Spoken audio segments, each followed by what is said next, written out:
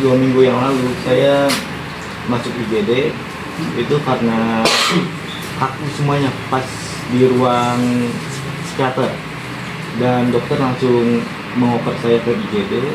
Benar-benar kaku, kayak panas di dingin, menggigil gitu. 2 minggu terakhir ini saya masih nggak bisa melepas masa lalu saya, kan background saya bullying itu, nggak bisa saya sulit di situ. Nggak bisa melepasnya, kalau boleh tahu kenapa tuh masalah? Itu traumanya keputar lagi. Iya.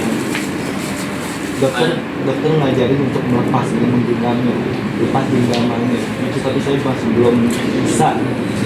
Melupakan gitu Iya, belum bisa melupakan. Emang yang dirasa selama ini halusinasinya emang udah mulai berkurang. Itu juga karena udah rutin beberapa tahun belakangan ini minum obat kan. Terus kayak mungkin efek samping dari antipsikotik yang bikin kakunya juga udah nggak ada gitu. Terus sejauh ini semuanya baik-baik aja sih, berjalan dengan lancar aja, nggak ada yang terganggu gitu. Cuma karena itu masalah tinggal yang di suasana hati yang masih suka berubah gitu. Kadang hari ini bahagia, tapi nanti malam udah nangis lagi gitu, kayak gitu terus. Dan itu tuh tanpa bisa ditebak, kayak entah kapan akan nangis, entah kapan akan ketawa-ketawa lagi gitu. Itu yang maksudnya mengganggu banget tuh kayak gitu, karena bener-bener kalau misalkan suasana hatinya udah yang bener-bener nggak bisa diganggu, udah depresif banget gitu, itu udah bener-bener nggak bisa menjalani rencana yang udah dibuat sebelumnya gitu.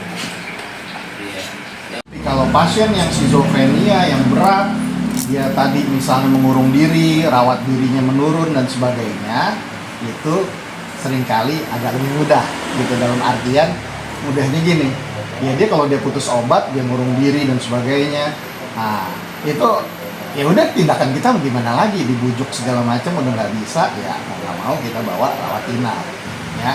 Jadi bagaimana tadi ya, untuk mengedukasi itu segala cara kita lakukan untuk membujuk dia, dari cara-cara yang persuasif kita bujuk ya kan.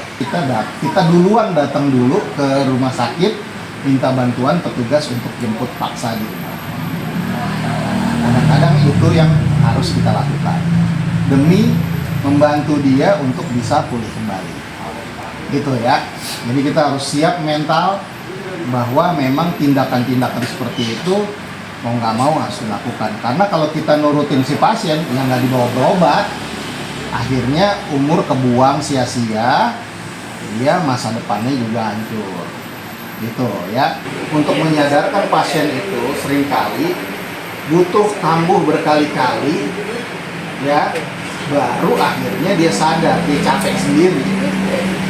Untuk pertama awal keluar dari rumah sakit itu saya cari caregiver ya yang mengerti dia, itu untuk diajak jalan, karena kan udah lama sekali ya dia di rumah sakit, di rumah nggak pernah kemana-mana ya. Nah, akhirnya saya carikan teman yang mengerti dia.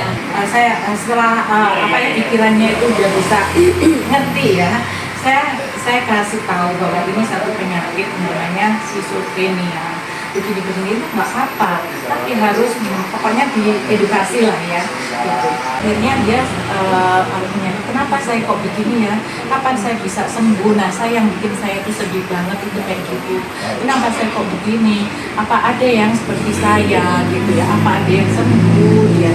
Saya sedih sekali kayak gitu, makanya saya berusaha untuk cari teman-teman sesama supaya bisa sharing gitu ya.